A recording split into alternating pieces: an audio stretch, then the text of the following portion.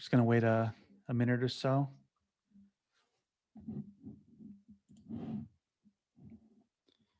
And then we'll start.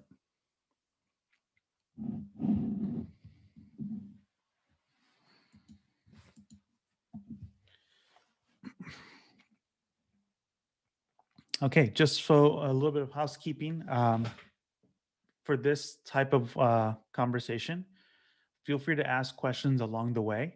You can use the Q&A button at the bottom, or you can use chat, and my co-host here, Chris, will be able to pick those questions up, and we can either address it in context, or we can wait till the very end to answer those questions. Today's conversation will be recorded, so it will live as an on-demand webinar that you can visit on our webinars page. Pretty soon, we'll be transferring a lot of this type of content over to its own kind of academy on our website, a kind of portal that will surface up more use cases over time and ways in which you can unlock new ways of using Monograph within your business, as well as simple video walkthroughs through different parts of the product that you and your team can access really easily through this kind of academy platform. The timeline for that TBD, but after this one, this is like the last one in a set of 3 that we're doing right now. We're planning to do more upcoming, but just to help give some context. We'll also, for today, we're going to be going through hiring predominantly and the different ways in which we can think about it. At first, much of the conversation will be around just thinking about hiring, like when should you hire, and answering some of those questions. And then we're going to dive a little bit into how Monograph can help you determine when is a good time to hire based off of some of the reports that we offer and some of the tools that we have as well. To start off, it would be great if everybody that was part of today's conversation, if you wanted to let us know where you're from in the chat box, that would be great. And we can kind of start the conversation there. Chris, how does that sound? Sounds great. Cool. I myself am in St. Pete, Florida, of all places. Cool. All right, so I'm gonna set up for the page. You can see the screen here. Yep. Yep. Sweet. Okay, I'm gonna go present. All right, so as I mentioned, today's conversation is going to be about knowing when to hire and forecast with Monograph and some of our tools. So why does hiring matter? Hiring matters for a couple of reasons, actually a lot of different reasons. One, it impacts culture. I think that's one of the most important facets about hiring that might be overlooked sometimes. For every new additional person you add to your team, it really changes the dynamic, especially, depending on the role. They could have a lot of conversations with many people, or they could have small conversations with, less frequent conversations with less people. But no matter what, their addition to the team will impact the way that the organization culturally operates. And this is pretty important because when you hire people, it's, and I'll kind of talk about this in a second, but it's not easy. There's a lot of time invested in hiring people. And so making sure that you're hiring people that are not necessarily assimilate to the culture, but can either push the culture in a direction that you want it to go or mix it up. It's just an important ingredient to like what hiring means. Another important point is that it empowers delegation. This is very, very, very important. We'll talk a little bit more about it, but hiring helps to enable your team to do either what they're really good at or help them upskill into what they can be good at. Unlocking time is also another part of this. Being able to hire really great talent can really give you almost your team superpowers, because that additional person might be able to do more than you even think they can. I know sometimes in smaller organizations, a lot of people are wearing a lot of different hats. And so hiring someone that can be almost like a Swiss Army knife, very flexible, being able to kind of jump into different things can be beneficial. And obviously, as you scale, you might want to rethink in terms of the hiring profile, whether those people should be more in leadership roles and kind of grow internally. And we'll talk a bit about that. But essentially, what's important about recognizing um, when you're hiring, you're also making an investment that should have a larger impact than just sort of the monetary aspect of it. And through these different lenses, it can be viewed that way. So we have one goal today, and that's going to be to help you determine when you need to hire. We're going to talk, as I mentioned, a bit about hiring, but I wanted to highlight this quote from one of our customers, Rossman Architecture, based out of Ottawa, Canada. We had Shane Balcombe talk on our webinar series, our Thursday webinar series. One of the most amazing conversations. If you haven't had a chance, you should definitely check that webinar out. It was there's these great conversations where it's like insights per minute are just really high, and I think that was definitely one of them. In that conversation, he talked about how part of the techniques and strategies that he was using, alongside using things tool like Monograph, that gave them visibility into their revenue, into the project pipeline. All that together helped them grow the business to the point where they're anticipating, I think probably it's been a while since we talked to them, but I imagine way over 3 million in annual revenue for this year.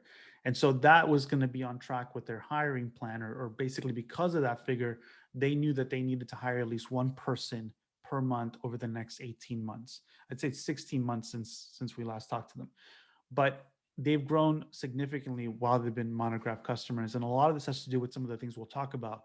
Some of it's software related, but a lot of it's also just how you manage your team. And that's a bigger area of focus for this talk. So any kind of leader should always be recruiting, no matter what part of your function or what level. Yeah, it's important because essentially organizations are really made up of people. So if you're able to attract the best talent out there, that's going to be able to unlock a lot of things for you that you might not even anticipate.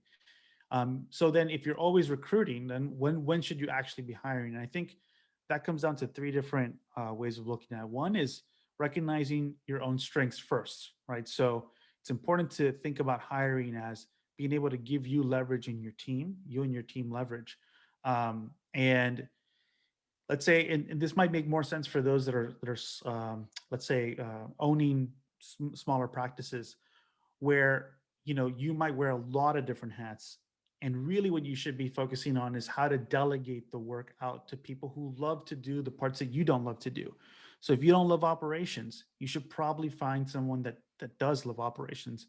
If you don't like business development, you should likely hire somebody, especially very critically business development, because your whole pipeline is predicated upon someone that can help bring in work to the business and help close it and shepherd it. And so, focusing on your strengths, the parts that you're good at as a designer potentially, or maybe you do love those other aspects, and you actually do need a partner that's more focused on design. Whatever that is, you want to be able to focus on the things that are unique to you, that you feel like you're going to really enjoy what you're doing day in and day out, and really make that investment, which can unlock a lot of opportunity for you if you do it early on as well. Bandwidth. This is probably the most common reason why a lot of people hire, is that they feel like their teams are swamped. And we may or may not know the consequences for those that are listening of overworked teams, but there are a lot.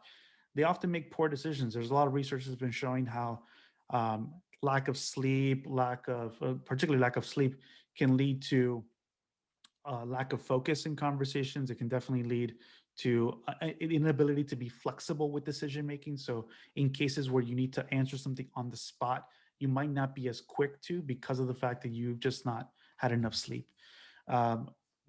Aside from that, right, aside from the actual like team issues that can create, it does, it helps enable the teams potentially to work on other things that they're also best suited at. So it kind of complements the first point. This is a case in point that was brought up with Rossman, where they started to up level some of the staff that were more in the that were inherently interested in operations, and gave them director of operations roles in order to remove, let's say, the kind of the tasks that have to do on the business work versus in the business work. So things like invoicing and some of those other things that aren't really core to leading to great project outcomes, which they felt that the project managers would be best attuned to that.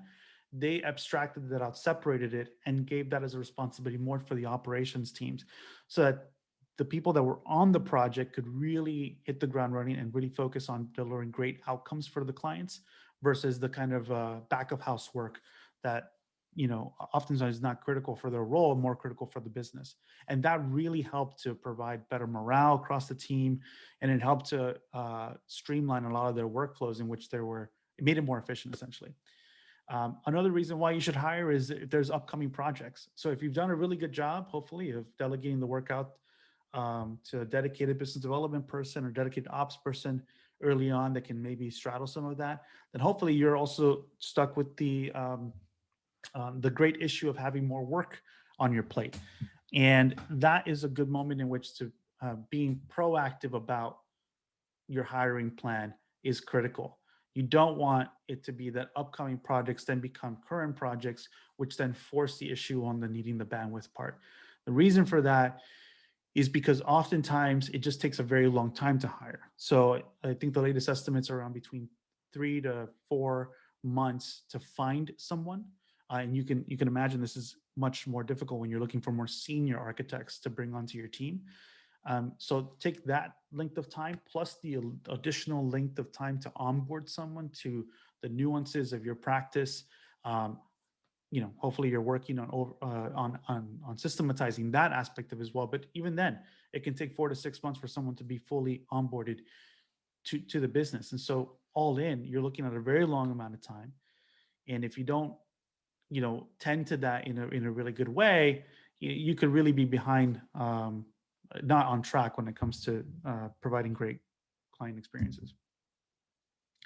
So, okay, let's say you're ready to hire. What are some different ways to hire? And we wanted to highlight some of these points because we thought it was relevant to our conversation about the world has changed in some way, right? Over the past year, remote, and now the decision whether remote and on-site staff has become much more important for some organizations. We know firms that are now adopting hybrid models of practice, where they do some remote work, some in at the office. But what the positive side of remote, and for context, the whole Monograph team is fully remote internationally at this point. It can work, right? So let's just take that as a given, right? Remote can work. What does that do then for an organization? It unlocks talent anywhere. And this is really critical to think through as you're strategizing who to hire, where to find talent. All the tools are available now, and I think a lot of firms have adopted these new tools, including Monograph, to be able to unlock new remote workflows. And coupled with even on-site one, it just gives more flexibility to your team to work from anywhere. And setting that aside, just one thing to think about is that remote is possible, and we would encourage people to think about that. Part-time consultants. This is more traditional in the sense that the more traditional way of looking at this is like bookkeeping, accounting. Again, it's kind of like outsourcing the stuff you're not strongest in. And there are a lot of other consultants out there that can manage this. There's also contractors, part-time contractors, like people to work on design, people to work on documentation, that because of lifestyle circumstances might not be able to come on site. And so coupled with that remote, sort of the remote nature of the work that's possible, there are a lot of really talented licensed architects that have to manage their time differently due to life scenarios. And that's also a great resource, right? To try to market to and try to find and bring onto your firm. Because, a lot of times this talent is overlooked, and something that we should always know when it comes to talent is like finding those people that especially when it's very difficult, trying to find people that are just really, really good, but have been overlooked is critical. And then you can always partner up with other firms. We've seen this also as well. There's different collectives that have emerged over time. There's also different groups together that kind of come together when it comes to a specific project, whether one firm is sort of the AOR, so to speak, but they kind of own the contract, and then they have some other teams that help them with supplemental work just because there's a mutual trust there. That's another way in which you can think about hiring. The good news is with all that kind of management across these different scenarios can happen all within Monograph. So at least aside, you can remove that from your consideration in terms of thinking like, how do I work with these people? All of that can actually happen through Monograph from the project management side. Any questions so far? Just because I want to make sure that we're addressing anything as we're going. Yeah, feel free to add it to the chat or to add it in the Q&A. Yeah, and raise your hand too if you just want to speak as well. Always happy to have a more of a natural conversation.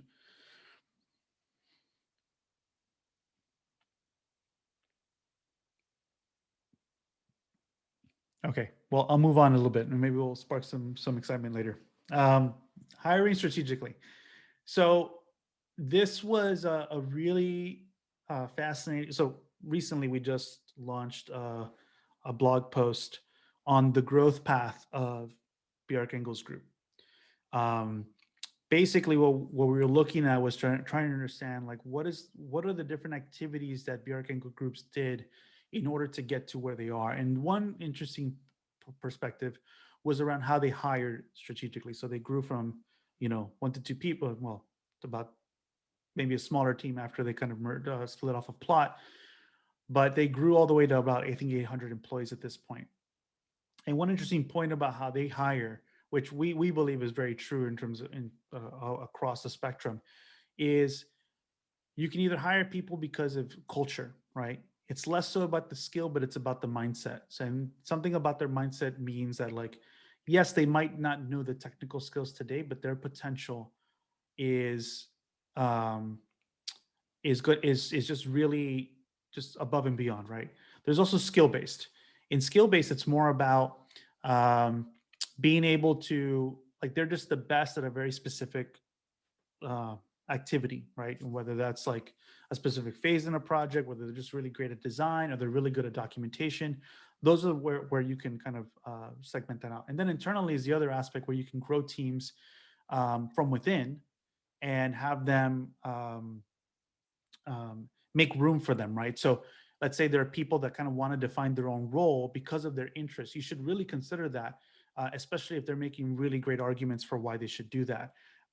That's a really great way to retain talent that can help also unlock some of the things that we mentioned before. I recognize that some of this slide is not necessarily up to date on that front, but the points are salient enough.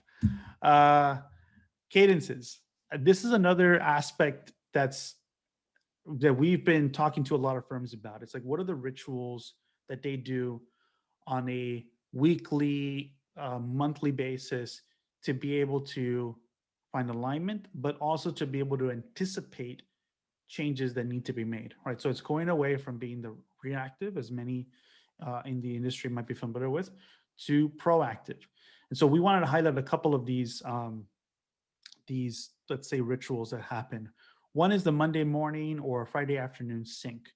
And this is where you're trying to build a cadence of accountability with your team and be able to discuss pipelines. So on a weekly basis, you meet with your staff. You might use a tool like Resource to be able to understand how teams, how their how their hours are being allocated on that week's basis, maybe even future weeks, and be able to anticipate what potential bottlenecks might arise by having that conversation with your team. Some good frameworks for this include stand-ups, or taking the model of a stand-up where you talk about what's working, what you work on the week before, what are you working on this week, and do you have any blockers? And typically blockers are the main thing you want to talk about during those conversations in order for leadership to be able to go in and solve some of those issues, whether that's like client client communication or client management even. Those are great things to be able to highlight upfront at the beginning of the week to be able to address during it. One-on-ones, this is actually a bit less common in architecture because of the nature of sometimes projects can be a little bit slow, but we find it to be very, very critical and very, very helpful. This is an area I can talk a little bit more about if anyone has questions about, but in Monograph, we do apply one-on-one with our marketing team and with a lot of other team members, essentially where leadership meets with individuals on a one-to-one basis for 30 minutes to an hour on a weekly or bi-weekly basis, where the person that is leading the meeting is the let's say the more junior person, right, on the team. And it's a way in which team leaders can sync with their team members and understand, really get the pulse on how are they feeling about their career, how are they feeling about what they're working on, what are some of their own challenges that they want to address. This is very, very helpful and critical in order to be able to understand who to hire and when, right? Because if you start to find out that, um, so and so on your team doesn't really enjoy a certain part or the phase that they're working on, they don't feel like they're getting a lot of career exposure, or they're out, or they're not being able to get exposure for their license, in terms of hours. You want to be able to course correct this a little bit faster. And the reason why is, again, going back to earlier, you know, it's very important that we recognize talent and actually, um, the consequences of talent leaving can be many. Everything from morale, from low morale, to even financially. Because again, the investment of time to just find a new person is very difficult. And if you can have a really great relationship with someone where you're actually helping them to understand their career and give them context into their career on a frequent basis, everyone desires feedback. And if you can do this, it's critical. Anyway, I have a lot to say about this. Um, it's something that we saw Rossman exercise. They do have one-on-ones with their team, and that's incredibly impacted their business. Where people show up, they recommend people to hire. Their hiring actually gets easier because of so many internal referrals that they're getting because they're developing a great culture. Quarterly staffing meeting. This one was a great feedback from Joanne, who's on our team. She most recently came from Gensler, working on several different projects. And this was a really great anecdote about how firms like Gensler, they plan on a quarterly basis for staffing to be able to anticipate longer term. And this makes a lot of sense when your projects are very, very long. High rise projects, or very, very 3 to 5 year projects, where you have a little bit more time to plan for that, um, in terms of the business. I can stop here and answer any questions that might have come up.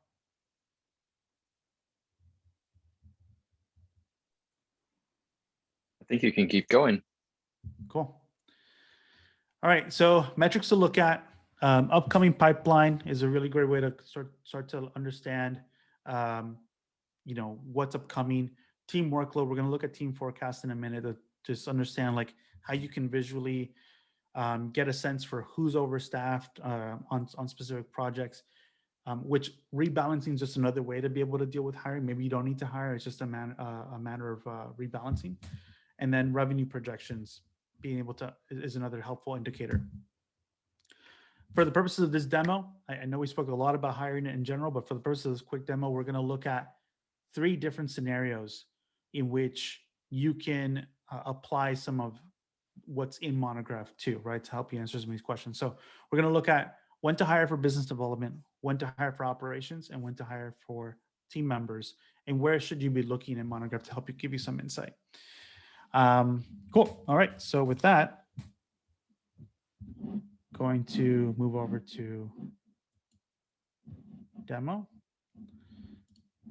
This is just kind of, the demo account. We're just going to go over to demo to talk about it.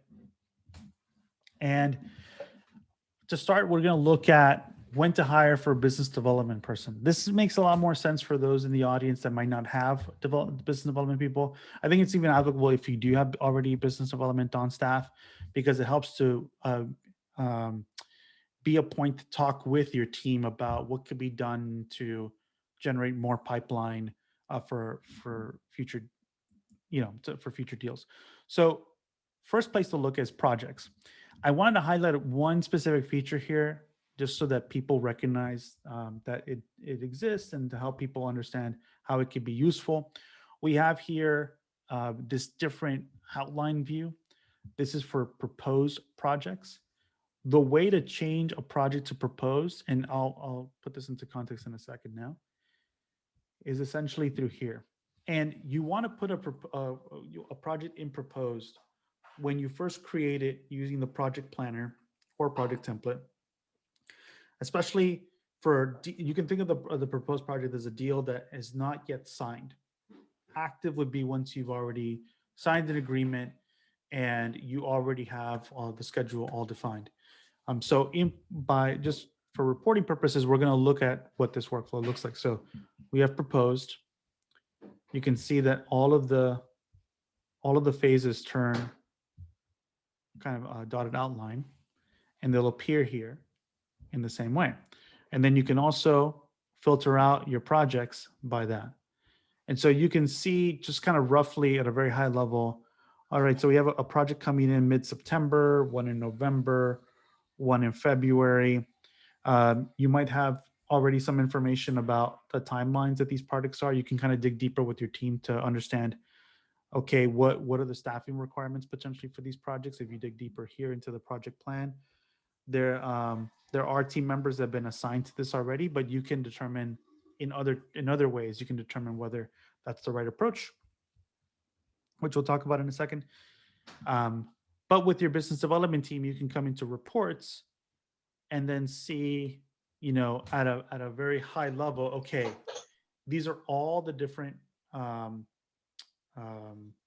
This is where potentially revenue is going to dry up, so we should probably start making sure that anything that's in progress we're looking to close, or we need to generate more demand, right? We need to generate more pipeline for us as a business. You can also filter out here, to be more specific, by proposed as well. So this can give you a better sense of, okay, like this is what we have on deck. These are all the proposed projects. We can see, okay, we just need, if we close these accounts, we should be fine in terms of our anticipated revenue. This is the kind of tool that Rossman uses when they meet with their team. They look at this in relation to a CRM that they use. I believe it's Salesforce, to kind of pair up and understand more like even higher level, because a proposed phase, you're already in negotiations with them. The contract's probably already out, and it's just, you're just waiting for it to sign. Whereas like more CRM functionality would give you, in a tool like Salesforce, give you more visibility upstream of that. Or HubSpot's another tool. It's one that we use here at Monograph, to be able to see, okay, who are potential clients that we should be reaching out to and all that, right? So they kind of live separate, but in tandem, they can be a good way to understand, okay, where are we at for the future? So when it comes to business development, obviously, if you're in a stage where you don't have a dedicated person and you see a chart like this, and you don't really have anything in proposed, it's a really good opportunity and time to really think about prioritizing that. Because when you do that, it will unlock for you more bandwidth down the line to focus on what you need to focus on the business, not in the business necessarily. And it allows the business development person to then have a very clear understanding of where they need to be filling in pipeline for. I can stop here for anyone that has any questions. There's just a comment, very interested to see how Monograph handles pipeline and the backlog reporting. Got it. So essentially, as I mentioned, like from a full pipeline perspective, like let's say if it was, there's certain, we don't have that full CRM functionality to be able to tell you, hey, this contact reached out to you and they're interested, right? Basically, the way that it works is that at some level determined by the organization, they'll put together the schedule in the project planner with a timeline in some point in the future. And it's at that point, and that's kind of a more of a process point where you already have some indication that this deal is going to go through, or at least like you want to provide them some semblance of fee structure, or maybe even a schedule which you can share with a shareable Gantt to a potential client. That's kind of at the moment where you would be. So it'd be a bit more serious. You probably would have already done your due diligence on them as a potential client, decided whether it was a go or no go client or project, and then have already done the work of building it out. So it's a little bit further down the funnel than it would be sort of like what a CRM would typically manage, which is just like much more top of funnel context. So that's how it operates at this moment. Hopefully that was clarifying.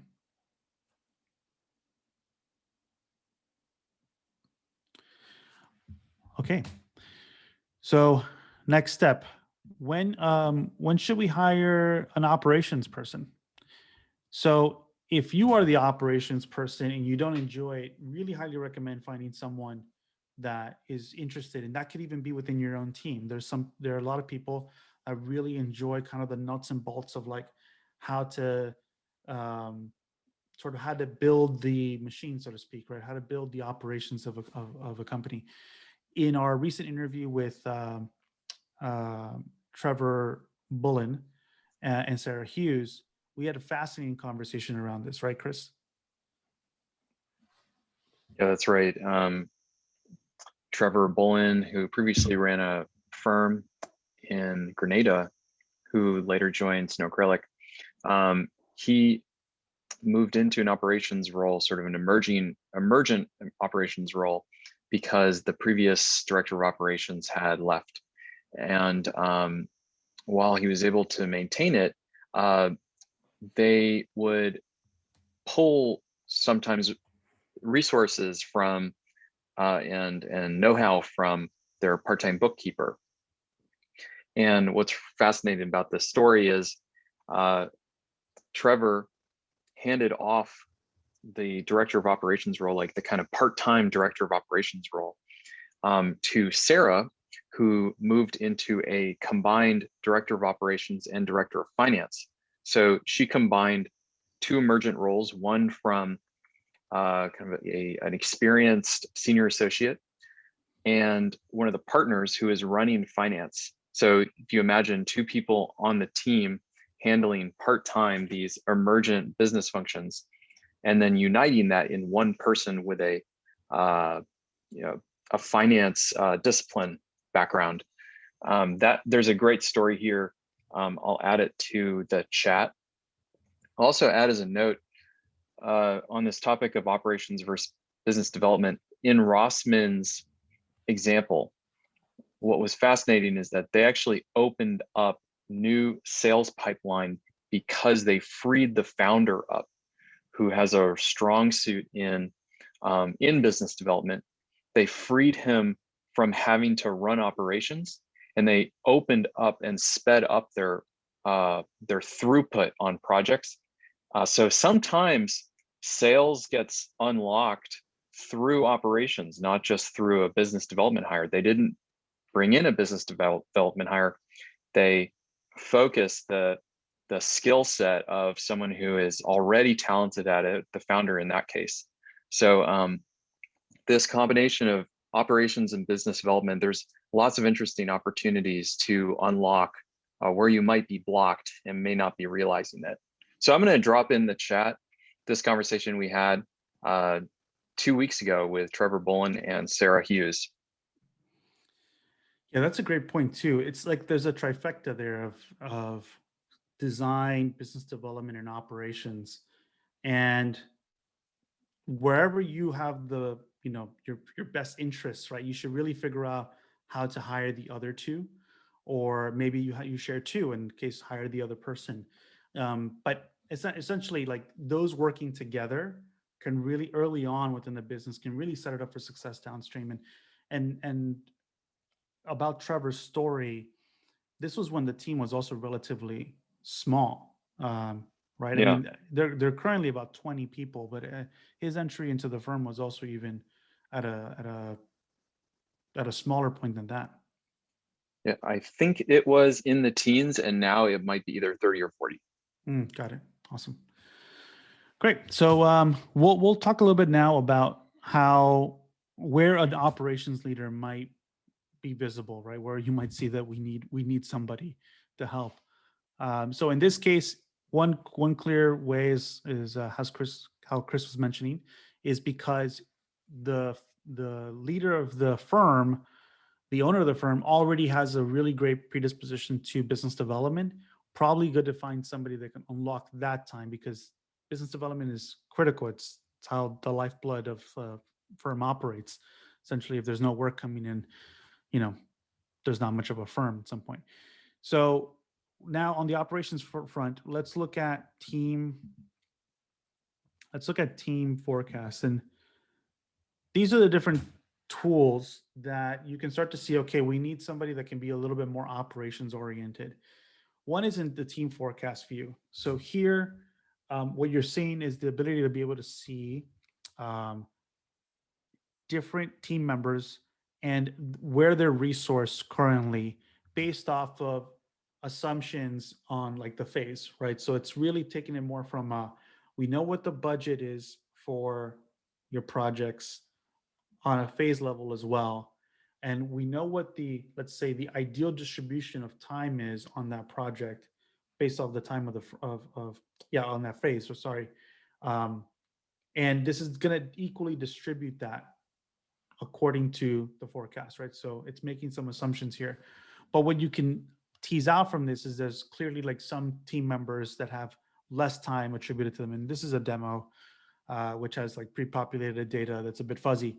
But essentially, the point being here is that if you're constantly in this scenario where it's hard for you to get ahead of how your team is allocating their time and on what they're allocating it, and your project teams are not being very effective, let's say you're already at a scale where you have a couple of project managers and it's not being very effective to like how time is being distributed, coupled with your one-on-ones and your other kind of syncs where you're hearing, hey, like we feel blocked, we, you know, the team is really spent, having somebody that can focus on just that piece on how to enable the project teams to run more effectively is helpful. And one of the tools that we've seen managing directors, which is the title of some of these folks that end up being in operations, they spend a lot of time here in the team forecast to basically understand where individuals are at. And they also spend time here in resource, where on a, this is where like, Thomas from Verdant Studio, this is where he's been able to save immense amount of time managing his team on a weekly basis. He sits down with his team as the chief operating officer of Verdant and goes through this with different project teams on a per project level basis or across the entire firm. And being able to have one leader that can just sync with project managers on how they're resourcing the time of the staff members for that particular project is a way in which there can be this constant feedback loop and continuous improvement that happens over time. And so within resource, what they'll do in a meeting is ultimately review the allocation of hours for the week on the staff member, on each staff member, and start to rebalance where it makes sense. So if it's on a per project basis with a certain project manager, they'll give feedback and they'll kind of modify people's schedule. They might meet with the team to get their feedback on where time should be allocated, and they'll use the dials here to help reallocate time. Sorry, I'm kind of missing two keyboards here in place. Or, you know, they'll kind of just either use a dial if it's very granular, or use the keyboard to start to reallocate people's time across different projects. They might add somebody to a project. So let's say here they might add on hybrid or hourly rather.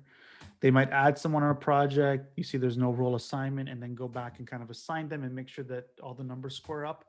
But this is one way in which the team can sit around and be able to see on a weekly basis, how is the team doing across the different projects, and start to give you feedback. If you find that this is not happening, and again, that your teams are disproportionately swamped in terms of how they're working, or you just find that like a lot of the project managers are working not on the projects themselves, but a lot of the back of house work on payments or invoicing or everything else that happens outside of it, and you think through hiring an operations person that can help lead that and help unblock them from that and help them sort of manage their team's outcomes more effectively. Any questions on that? Wanted to just add to that point, comment that Trevor had in his talk with us 2 weeks ago was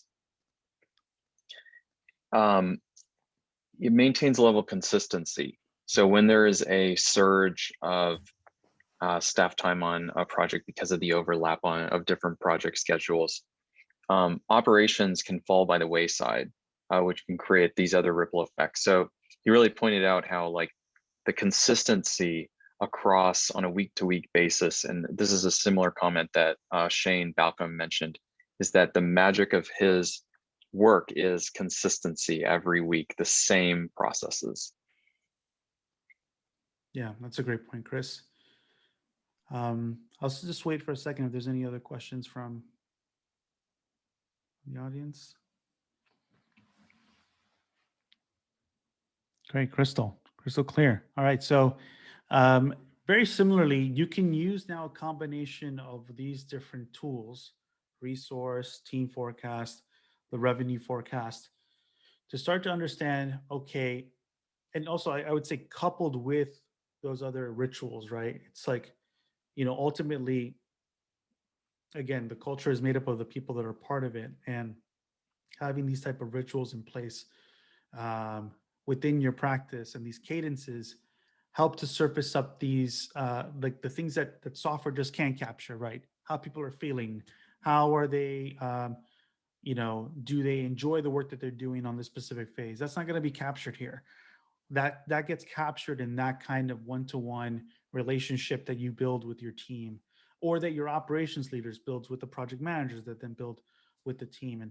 And thinking through more of that is coupled with these tools helps to understand when should you really hire.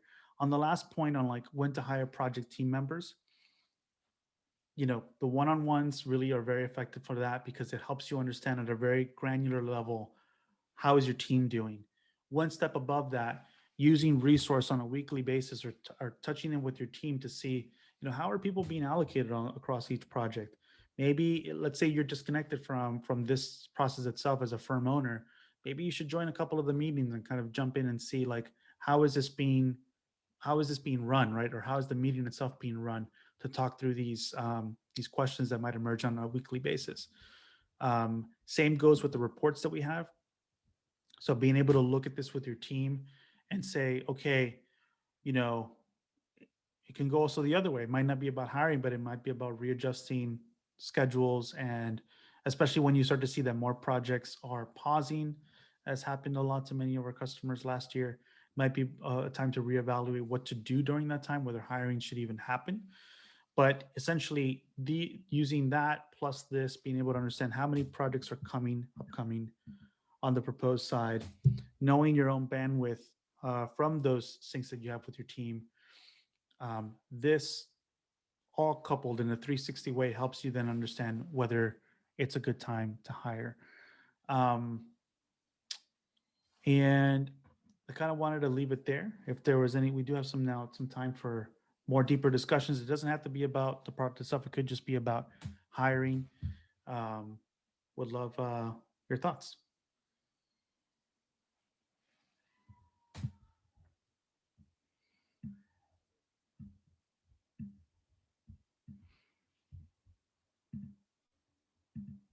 Can open up the.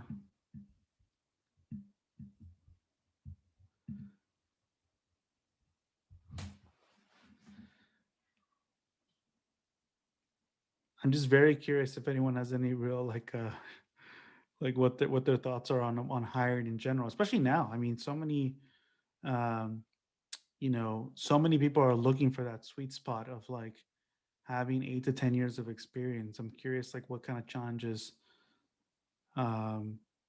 you might all face currently. Yeah, we got a comment. We frequently have a hard time knowing what type of architectural employee to hire, how many years of experience, etc. Oh, interesting. Is that typing too? Yeah, no worries, Kristen.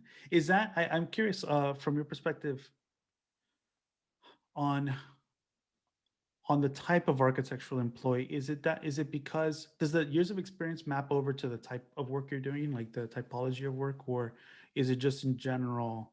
And maybe for this, if you want to respond in the chat, that would be more effective. Oh, higher, below, above. I see. Higher, below, or above the skills needed. One way to figure this out is, at least it's generally better to sort of sit back and understand, okay, what are your most pressing concerns at this point? Uh, so do you need a specialist to come in because, on a momentary basis, or do you need somebody more long term? What I mean by that is like, is this the framework might be, is this role better suited for an outside consultant that can come in to do some really specialized work, right? If it's on a project basis, on a long term project, then the question is, I guess, a couple different ways. Is one, how prepared are you to be able to set up a framework to upskill someone? Do you feel like you have either the resources or a person in place that can really think about onboarding, and what does that look like? How to get someone up and running? How to evaluate where the gaps and skills are, and just figure out ways to kind of train them explicitly early on to get them to a point that's um, yeah, it's going to get them to, let's say, 100% productivity.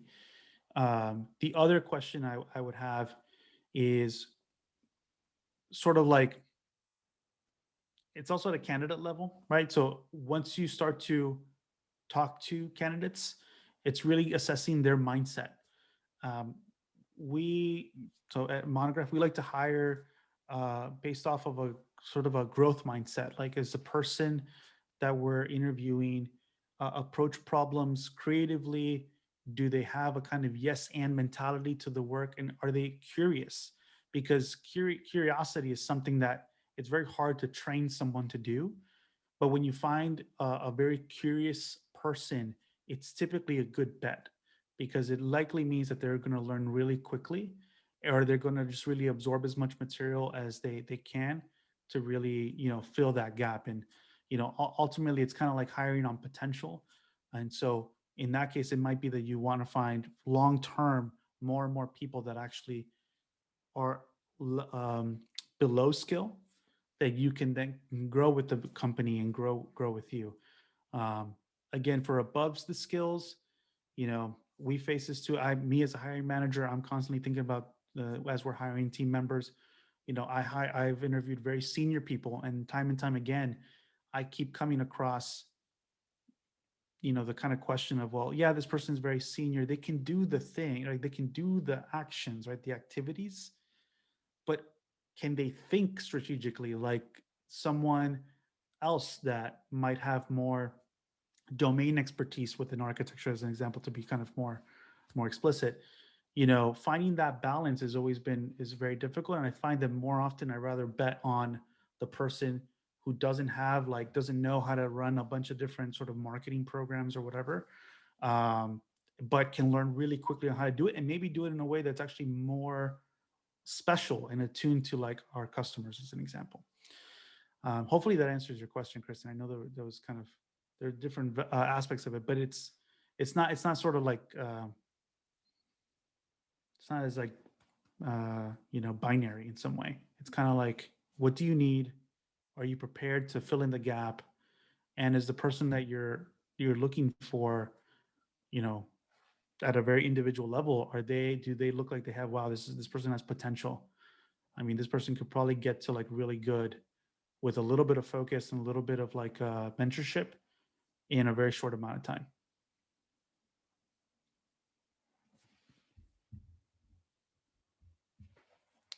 Oh, okay. Sorry, I just saw that you also were on the chat.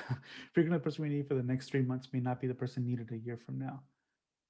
Yes, absolutely. Um, yeah, and that's the thing with short term too, right?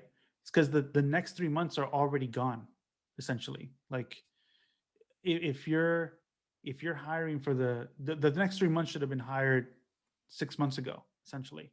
And sort of that's the kind of mindset you need to kind of adopt in order to be able to also give yourself space to find the right candidate. You don't want to be in a position where you're making a forced call because you feel like the pressure, some external pressure to make your decision. It's really about like spending the time. This is why also when you're a firm owner, just a leader in any organization, recruitment is one of those things that's like nonstop.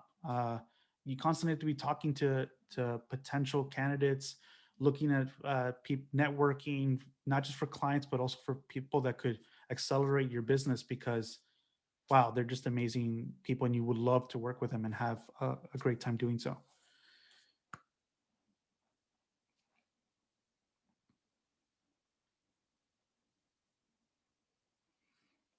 Curious if anyone has any strong opinions too about this. Mm,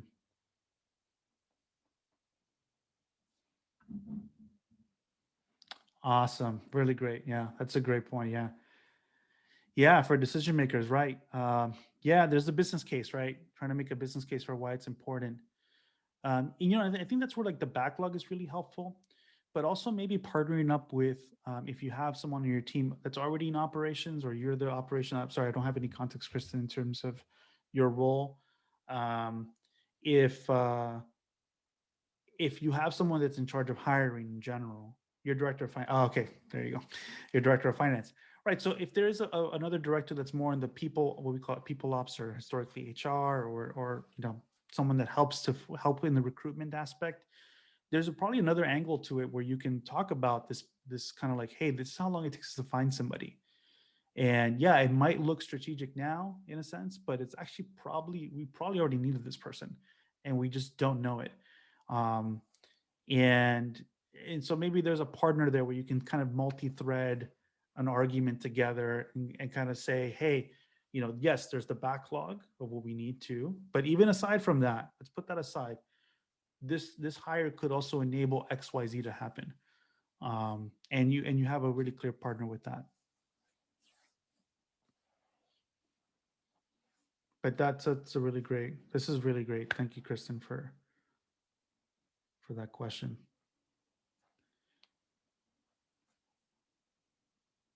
This is something that Kristen and I could talk at length about because it's very near and dear.